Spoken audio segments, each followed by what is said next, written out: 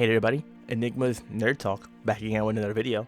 I am going to be transferring once again another game review from my blog to video format. So this is for Fairy Fencer F Advent Dark Force for the PlayStation 4. The original was just Fairy Fencer F, that was for the PlayStation 3. So this is a remastered version. Let's get right into it. Set in the fantasy world, the story of Fairy Fencer F Advent Dark Force follows the protagonist Fang and his fairy Aaron. Fairies reside inside weapons called Furies, hence the title Fairy Fencer. Although it's a bit odd since fencing is done with a sword and some of the Furies are different weapons such as axes, spears, and even guns, it contains running gags stemming from the characters, especially Fang in particular. Loving food to the point of every other conversation has his motivation being someone offering him food of some sort, going to great lengths for it, even getting tossed in jail at the very beginning of the game because of it. Other characters have this one-note type of behavior which can at times come off as a bit over the top, but is still balanced well by the wide variety of playable characters, all having their own personality and quirks to toss into the plate. At the start, you only have Fang and his Fury Aaron, but soon afterwards are joined by Tiara, who has a princess-like demeanor and tends to speak down to others but harbors some masochistic tendencies such as feeling a warm feeling inside whenever Fang gets angry and raises his voice and calls her names. There's more to her that meets the eyes, however, as her bloodline comes to a bit of a focal point down the line, and the feelings Fang and her have for one another start to grow as well. Along with Tiara is her fairy, Kui, who is the only fairy of the main cast who cannot speak and only communicates by repeating Kui, which is what prompted Tiara to name it as such. Kind of like Pokemon, like Pika Pika and all that good stuff. Later on, you'll find characters such as Harley, the fairyologist, who, as the name suggests, studies fairies and is extremely interested in them, to the point of obsession. Her fairy partner is Bahus, a fairy big in stature with an equally large skill in cooking and housekeeping skills. He takes care of Harley when her fairy research stops her from doing even the most simple of tasks like bathing and eating. This leads to quite the intriguing conversations between Harley and fairies like Aaron and the others, particularly the female ones.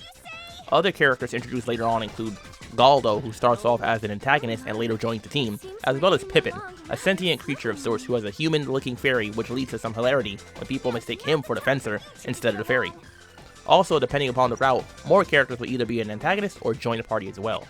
At first, Fang is in no way your typical JRPG character. He's not a destined hero to save the nation.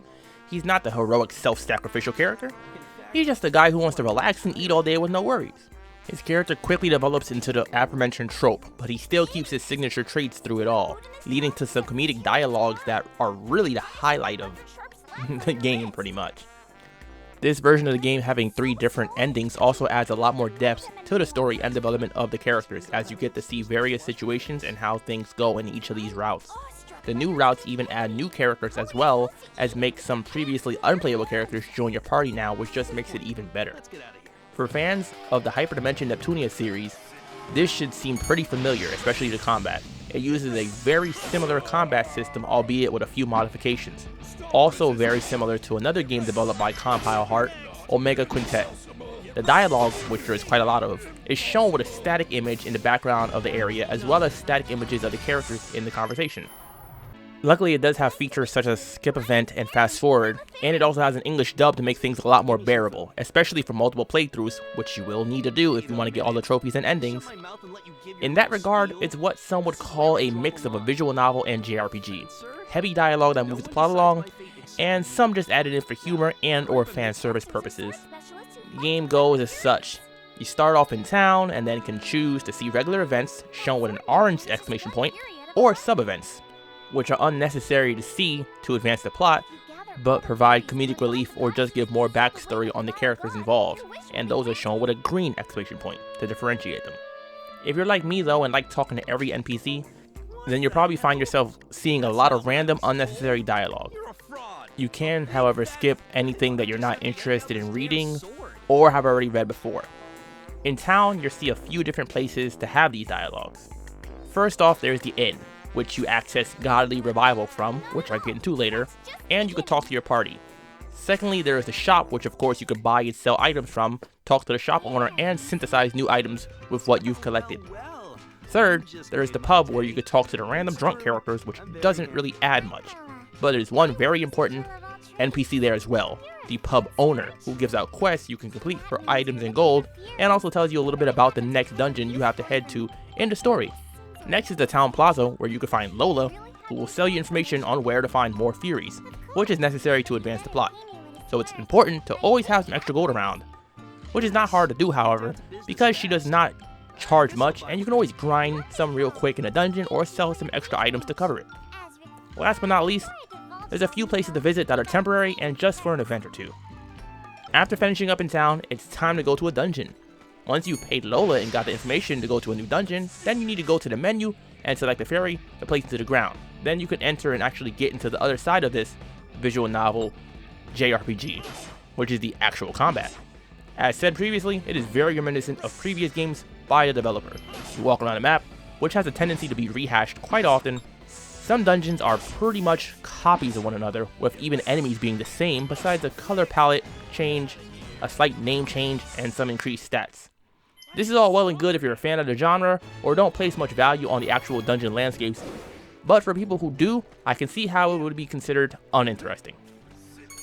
While traveling through the dungeons, you come across monsters on the field, and once touching them, are transported into the battlefield. Combat in this game is turn-based, and you're allowed to move within certain limits based on your character's movement stat, in order to get in range to attack with various attacks, skills, and magic abilities. Using the Furies that you collect in these dungeons, you can also change certain aspects of the dungeon, such as the experience rate, damage multiplier, and even the enemies that appear in the area itself, thereby giving you a chance to make things a bit more varied and increase your rate at grinding, experience points, items, and money. It can be very useful, sometimes necessary for completing certain quests and trophies.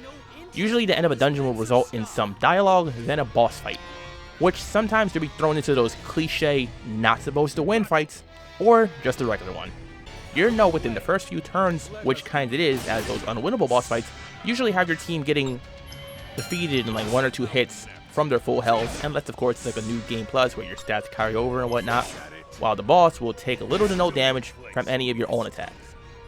Once you find some Furies, which are the weapons that hold fairies, you're able to use Godly Revival. To use that stat changing ability of the Furies, you have to access the GR menu and choose a sword to remove from the Vile God or the Goddess.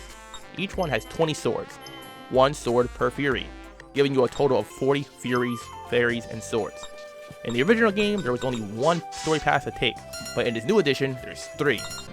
These are decided based on the amount of swords you pull out of each of the 2 statues, and they each have very big differences and key things such as playable characters and plot progression, as well as dungeons entered. The game progresses as such. You level up and increase your stats. Another interesting feature though is the weapon boost function. Winning battles gains you WP, which you use to increase certain stats, physical attack and defense and magical attack and defense, just to name a few. The points are also used to unlock new skills, magic, combo attacks, and more.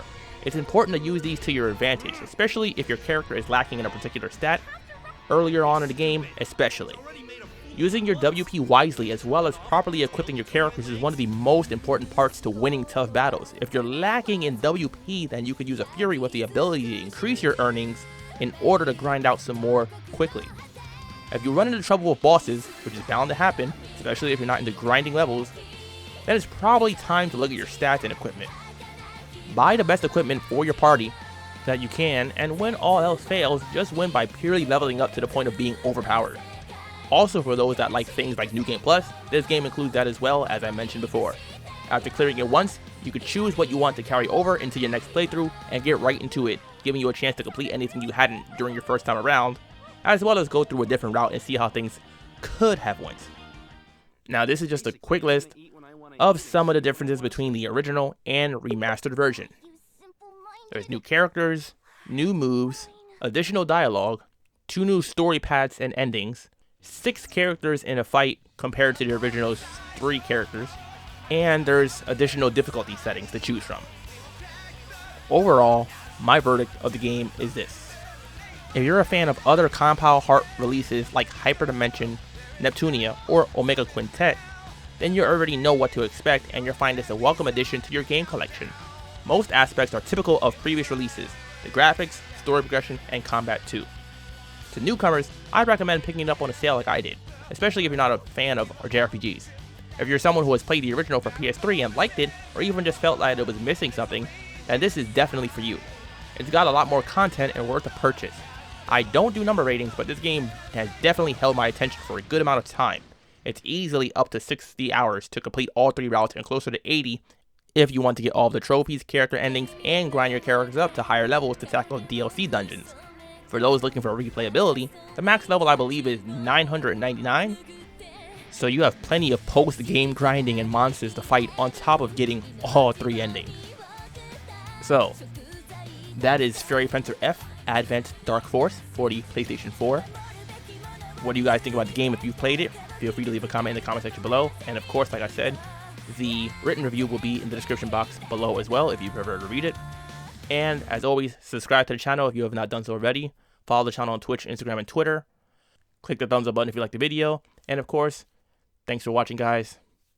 I'm out.